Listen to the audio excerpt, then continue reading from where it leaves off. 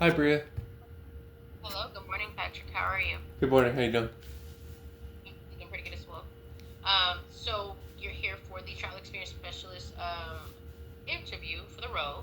So how I'll do it is I'll tell you a little bit about myself, and then I'll kind of allow you to have the floor to kind of tell me a little bit about yourself. I am a little bit under the weather, so if I have like a little coughing episode, just I'll put myself on mute. But I'm here. Um, so about me, right? So I'll tell you a little bit about myself. I've been with High Level for about 2.5 years as a manager. I have about 8+ years in management experience, whether it's like customer service, insurance, sales, kind of dibble and dabbled in those different arenas. But managing a team is what I love to do. Currently, we have about 6 different managers ranging from like overnight team and day shift within our department. And so we are looking to expand in the year of 2026. So that's the reason why we are looking to bring on more trial experience specialists to kind of help us with this growth. Let's see. The thing I love about High Level is, of course, we are a fully remote like team, right? So it gives us the flexibility and the work life balance that a lot of people look for, nowadays. And then also the diversity that we have here, because we do have reps really all over the country. We have it in Mexico, Philippines, India, and of course the U.S. And so we're also expanding, in different countries as well. So it's really, I would tell anybody right now, like, to join High Level. Now's the time, because we are looking to do big things over this next year. So that's just a little bit about myself, and then I'll allow you to have the floor. And yeah, and then we'll just kind of go from there. Okay. Okay. So I'm currently working at Intuit. I'm selling desktop enterprise and QuickBooks Online, all tiers of it. I started in payment processing there, and I'm doing a mix of inbound and outbound calls, mainly outbound right now. I started doing inbound, and so a lot of it is customer service because there's a lot of technical issues customers will have where they won't be able to figure out a new feature. So I'll show them demos of how to use the product. And then before this job, I worked at Beyond Finance, and I was selling debt consolidation software to companies, sometimes to individuals, but mainly to like construction companies, bigger companies. And so, and before that, I was working at Aspirant. So at Aspirant, I was selling recruiting and sourcing software to companies, and I was also selling them the recruiters and sourcers as a service if the hiring managers didn't want to get into the weeds of it and didn't want to do the software part. So it'd be a combination because some of the roles that the managers were looking for were kind of easy to find, and you didn't really need a sourcer to find them. But some of them were more technical and detailed, and those hard to find roles sometimes they need a sourcer or sourcers. Okay. Nice. Nice. And I'm seeing that you're located. Is it Seattle, Washington? Yeah. All right. Perfect. So we talked about, you just mentioned that with Intuit, you do both inbound and outbound, but mostly outbound. Can you tell me a little bit about the KPIs that's set amongst like your like how many outbound calls that you have to make per day, how many demos that you have to book or complete, and then of those demos, like, was there trials or like any service that was started, after those demos? Can you kind of elaborate a little bit on those Okay. metrics? Yeah. So calls a day will be about it's about 10 outbound calls a day or so. Sometimes more depending on if they answer, because I'll call prior people if they didn't answer. So, and then I'll get on inbound whenever I can if I've made all those outbound calls. So sometimes it's 3 inbound calls. It really depends. And then for demos, that's about half of the people I've talked to. Usually for the more complicated accounts, they'll want demos for like for QuickBooks Advanced. But for Simple Start, a lot of them don't really feel the need to get the demo. And sorry, what was your? Oh, the KPIs is it's 30,000 So, a month. as Yeah. far as the demos, so it's safe to say about 4 to 5 demos per day you would do. Um. Yeah. About 4 to 5 demos. Yeah. Yeah. Okay. And then yeah. So of those demos, like, um, did you have to like sell something, or like was it like start a subscription, or like what was the next step after the demos? What would you? After the demos, it is, yeah, I'm usually trying to get them to get the subscription. So sometimes they'll have a free trial. Most of the time, not. If they're really if it's hard to get them interested, I'll get a free trial. But most of the time, they buy it. Okay, Yeah. nice. So, next question, right? So, you said you after the demos, you was get them to basically buy the subscription. What was the quota per month, or did you guys do it per month or quarterly? As far as like how many subscriptions did you guys have to close, or what was the amount that you guys had to close on a monthly basis? The quota is $30,000 in sales. So Okay, it really depends because some of the sales are smaller for like QuickBooks Simple Start. They'll be $500, but then for enterprise, depending on how many users there are, you can go up to $3,000 to $5,000 for the desktop, gotcha. and then even for like advanced, it's about $2,000. So it was mainly based off of it wasn't really so much um, amount of people, but it was more based off of the sales, Yeah, the which number. it was based off of which subscription? Because I'm pretty sure you could do upgrades as well, correct? Yes. Nice. Okay. So, how would you describe your outreach strategy and approach to sales? Like, how would you prioritize your day if you know that okay, my goal is to have 5 demos today, and I know I need to close at least, just to say 50% closing rate, right? How am I going to achieve this as far as like prioritizing my day? So on my notes, I make very detailed notes, and I will keep track of who seems the most receptive, where they are in the buying stage, if I need to get to another decision maker. Because some of these accounts, they're like for nonprofits, they'll have to deal with the board of directors, so that can take a little bit longer. So I will prioritize it when it comes to, who seems more receptive, if I have all the decision makers on the call already, and I will also prioritize it based off of the sales size. Okay. And I'll try to get the demos done early as possible because demos take longer before I get to the new people. Okay. And what are the platforms that you are familiar with? I know you've been in SaaS, industry and different sales. So I know you probably have been interested. Well, sorry, excuse me, you have been familiar with different CRM systems and marketing systems. So you could just name the systems that you previously used or familiar with. Okay, the main one I use is Salesforce, and I use Outlook, and I've used LinkedIn Sales Navigator. Um, yeah, those are the main ones.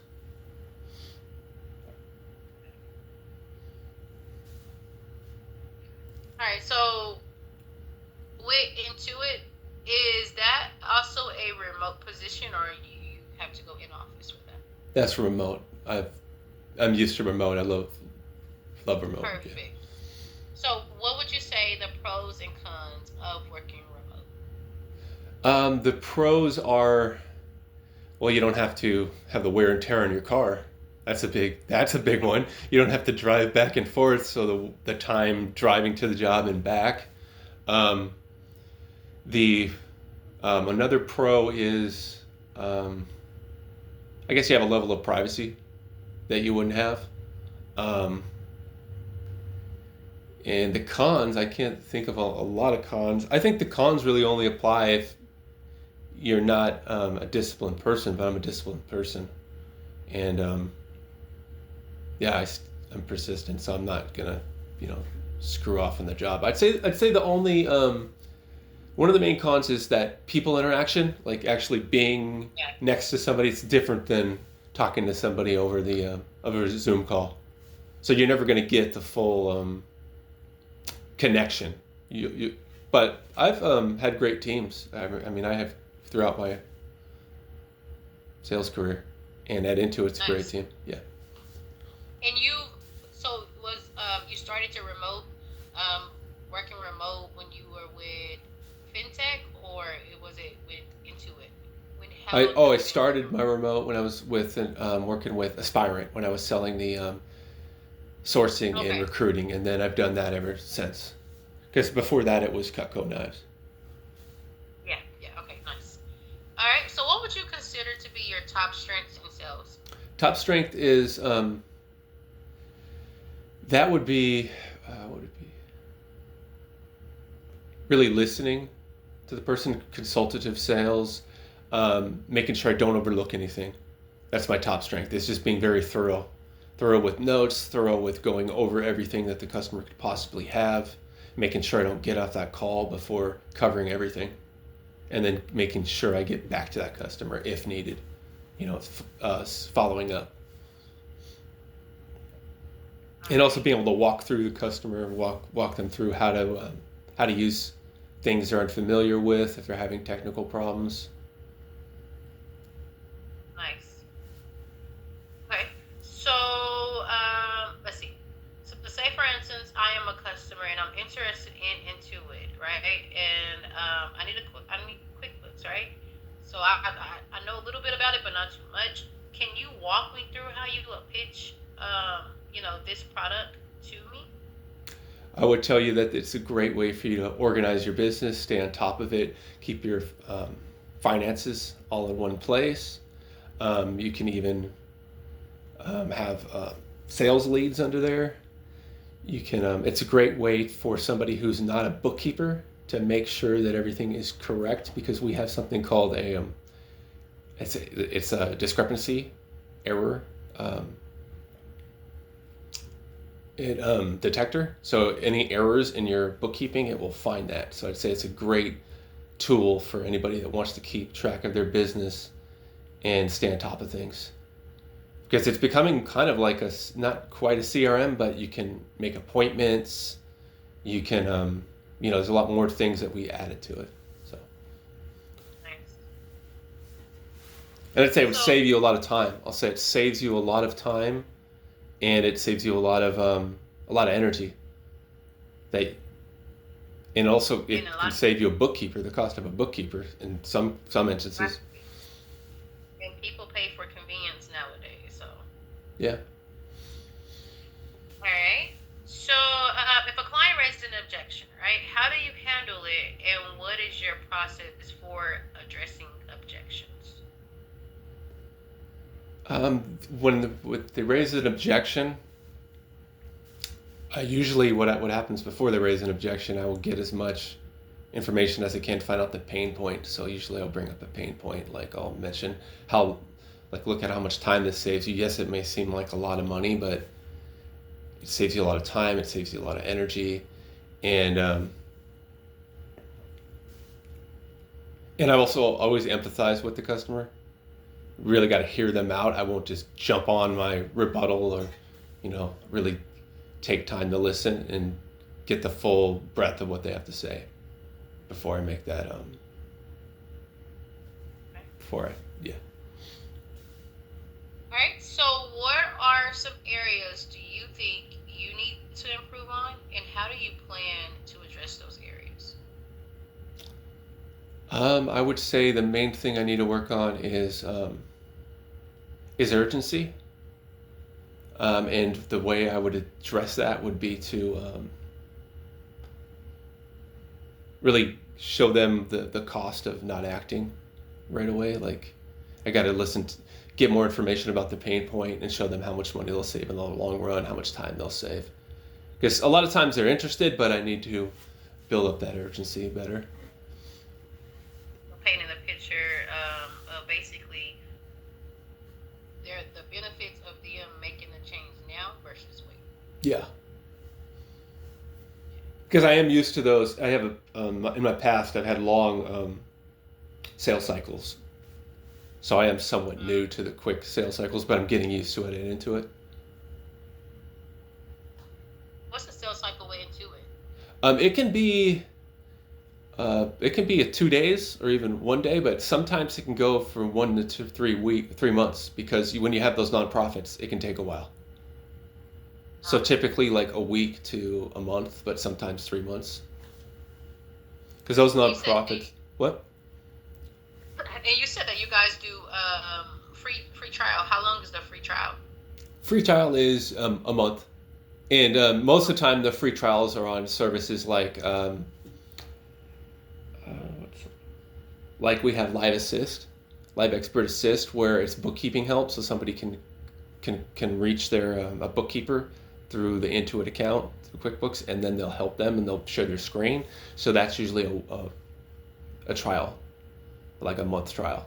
Sometimes I'll give them the trials on the QuickBooks online, like Simple Start or Plus, but most of the time those are sales. But for things like the bookkeeper assistance,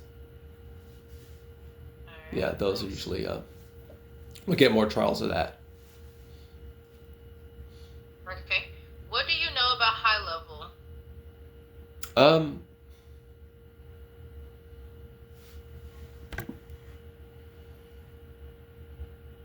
I know that you guys, if I remember correctly, you help businesses out. It's like a CRM for businesses, and you guys give them a trial.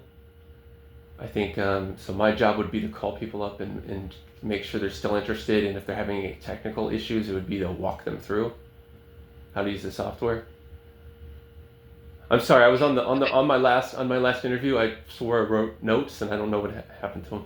No, Sorry you're about that. fine. Yeah. So no, you're fine, and it's just exactly what you are. So we basically are currently an all-in-one um, white labeling platform CRM system.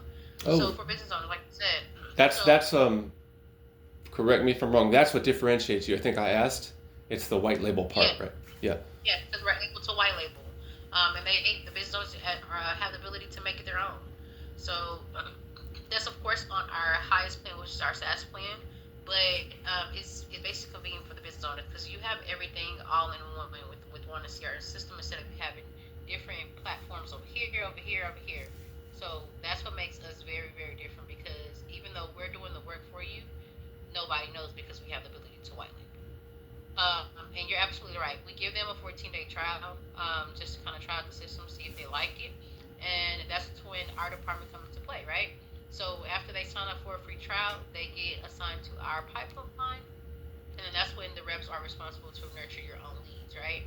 So you're calling these individuals, hey, notice you just signed up for a free trial. Let's hop on a call. Let me show you around and how to navigate and what's the benefit of our CRM system and how it will work best for your business. So once you hop on a call with these clients, right? You're showing them the platform. You're showing what exactly it would do for their business. Then at the end of the call, you have the ability to basically push them over to become a paid subscriber, right? And so that's basically it, right? And then during the 14-day trial, they also have the ability to come in for support. So we do offer some support, like issues. Say, for instance, you have a client who maybe needs help with setting up their domain or linking their go high level calendar to their Google Calendar or syncing it together. It's like little support that we provide, right? So after we talked with the client and we provide them with the support, that's still a selling opportunity because we still can do our pitch. Hey, I'm glad I'm able to assist you today with the support that you needed. However, it looks like your trial may be ending tomorrow, and I want to get you, this deal that we have because we do have different promos that we can offer to kind of help get these clients off the trial. And then that's when you, like I said, you do your pitch, you can close at the client, and that can be yours. So we do both of those things, right? But Okay. yeah, it was basically what you said, a CRM system that is for business. So now that you know what we are, like know a little bit about high level. How did you see yourself making an impact here with high level? I see myself really helping the customer out, empathizing with any issues they're having, be able to give them the walkthrough, um, having them show me what went wrong, and then I can really clarify how to use it. Um, I'd say the main way I'd say I'd help you guys out would be just the thoroughness of making sure the customers feel like once they're done with the call with me that they would know how to work everything. Maybe not every single thing, but as much as I can possibly show them so they feel confident using the software. Okay. Nice. All right. So that's all the questions I have for myself. What are some questions you have for me? Okay. Who's the main competitors? So of course we have like HubSpot, Kajaba, um, really, oh,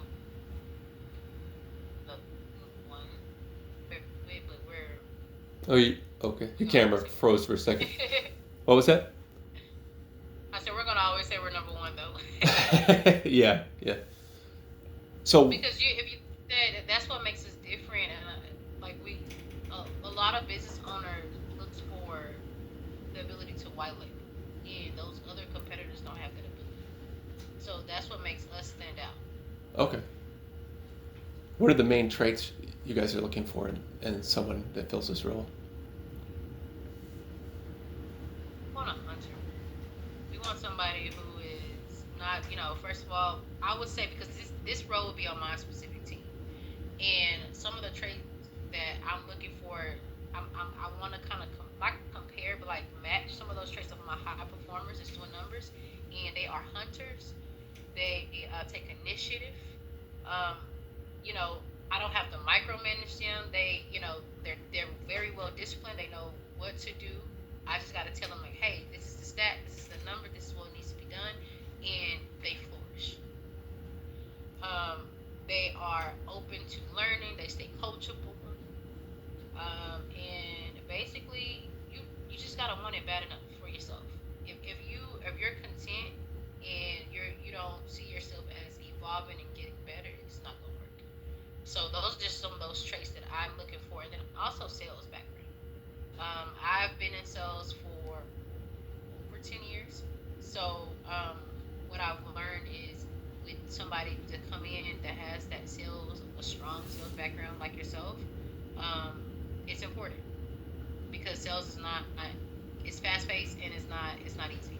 So this is some of those traits that I kind of look for now, because I want to match or get close to like some of those top performers that we do have within our department. Okay. Yeah, I mean, you can. There's always something to learn. You got to stay coachable. I don't care how great you are. There's no. Yeah, you can't And, close yourself off to and it. that, yeah, so SaaS sales world, it's really fast. It's changing like every day. It's something. So for you, you have to be able to keep up as well because the pace is fast. So if you can do that, like it's pretty good. Okay. What is what's the monthly quota, or is it a quarterly quota? How's it work? So we do monthly quotas, right? So of course, say for instance, we decide to move forward with you. Like after your training, we'll put you in a ramp up period for about 3 months, just so you can kind of get used to, how things work, etc. So once you come out of a ramp up period, then the goal per month is 13,000. So we have three different subscriptions. I don't know if you kind of did your research on like the different plans that we do have, but we have a $97 plan, a $297, and a $497. Now, here's the catch, and this is where some of my top performers has mastered.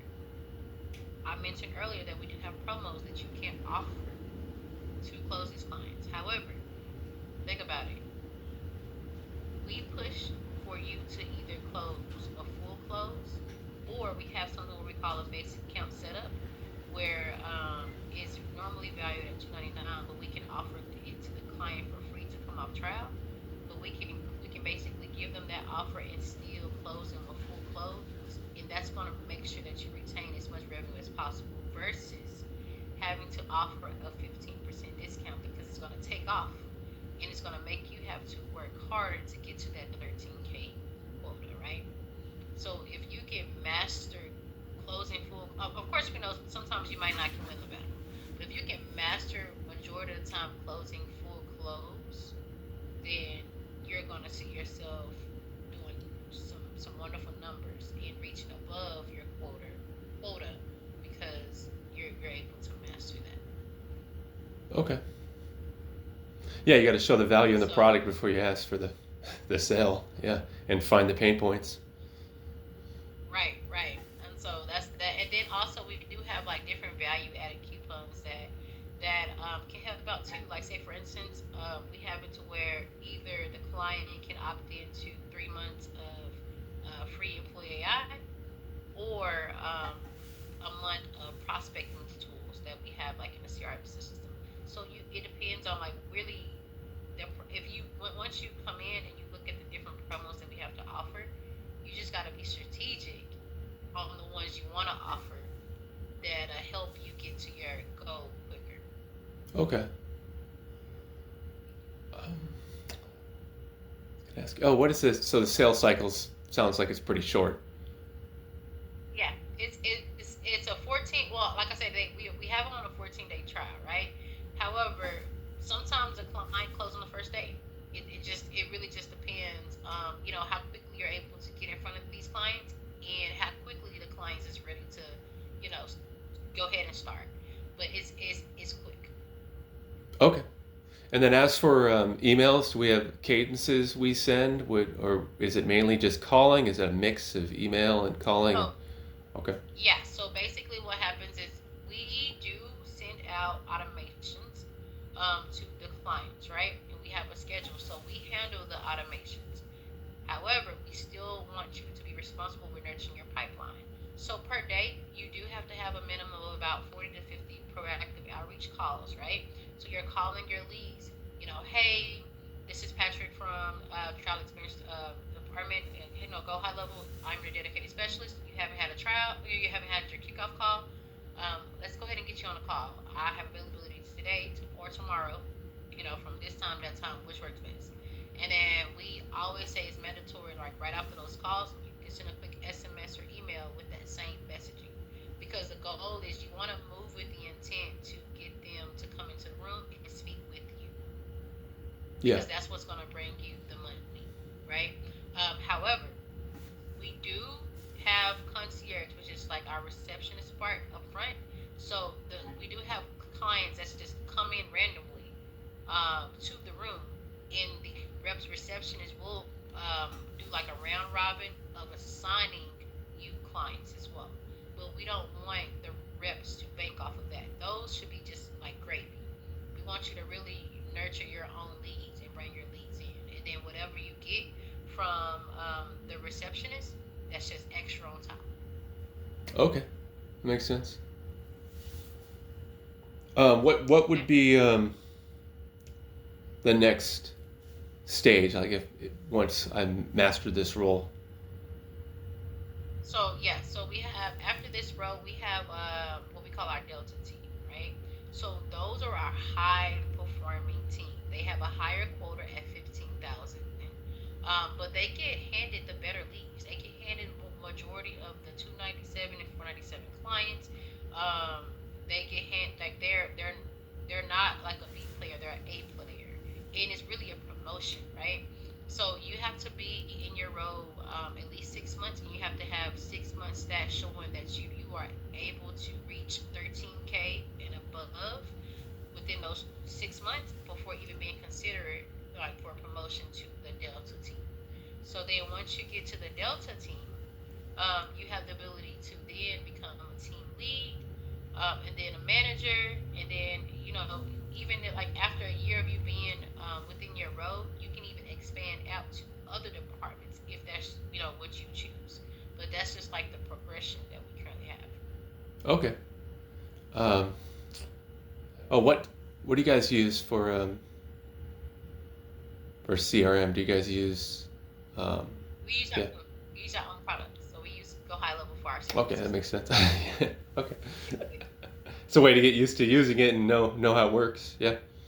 Yeah, Okay. yeah, and like the training session, like the training is through our CRM system, so you're able to. So this is how. Let me talk about the training before because I have to go. I do have another appointment. But how training works, right? We bring you in.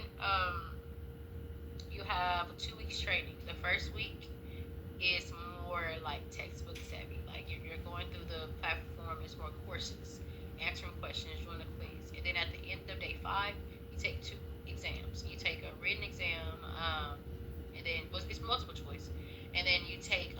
exam where it's basically you're practicing, how to do automations, workflows, how you move around the system, just to make sure you understand what's going on and how the system works. And then once you pass those, you move on to week 2 of training. Week 2 is more, shadowing calls, working with the team lead, just to make sure you understand the SOP, how to actually conduct the call with the client, and etc. And then once you do week 2, you have to do a mock call, which is a mock onboarding call with the team lead, and then we'll decide like, okay, yes, this person is ready to go on the floor, or no, maybe we can do a little bit of work on this area. And then once you get on the floor, we still kind of work with you. We'll have like weekly one-on-one meetings just to make sure you're up to speed, you're doing it. And then, like I said, you'll be like in a ramp-up period the first 90 days just to make sure we're getting you up to speed, answering any questions you may have, and yeah, that's just basically how like the onboarding process and training work. Okay, that everything sounds great so far. What are the next? What's the next stage after this? So, yeah, so basically what I'll do is I will let the recruiter Baran know exactly how well the interview went, and if we decide not to move forward with you or not, he's still going to reach out to you, but at least I think he give him like maybe 2 to 3 days to reach out to you. So just kind of be on the lookout for that, okay? Okay. All right. Any other questions you have for me? That's it. Thank you, Bria. Am Thank I you, pronouncing Patrick. your name right? Yes, you Okay. are. You are. Okay. Thank you, Patrick, and I hope that you have a wonderful day. You too. Bye.